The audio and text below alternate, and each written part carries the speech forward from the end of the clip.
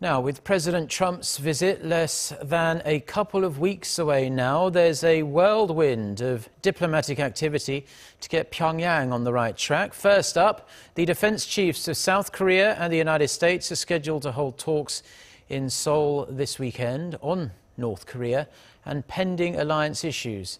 Hyun-bin reports. South Korea and the U.S. are scheduled to hold their annual Security Consultative Meeting in Seoul on Saturday, a day after the Allies' military committee meeting. The meeting on Friday will be led by the Joint Chiefs of Staff of the two sides, while Saturday's meeting will be headed by Seoul's Defense Minister Young-moo and its U.S. counterpart, James Mattis. The Allies plan to have in-depth discussions on enhancing extended deterrence against North Korea's ever-expanding nuclear and ballistic missile threats. They are also expected to discuss alliance policies, including the early transfer of wartime operational control from Washington to Seoul, which is one of the key goals of the Moon Jae-in administration. The annual meetings are the Allies' top military consultation channels. However, this year's talks mark the first since President Moon and Trump took office.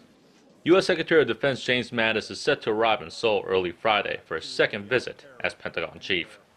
He is scheduled to take a tour of frontline units shortly after his arrival.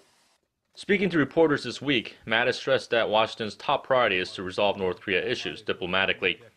Mr. Song and Mattis met on the sidelines of the ASEAN Defense Ministers Meeting Plus in the Philippines earlier this week. They held their first face-to-face at the Pentagon in August. Hyun-bin, Arirang News.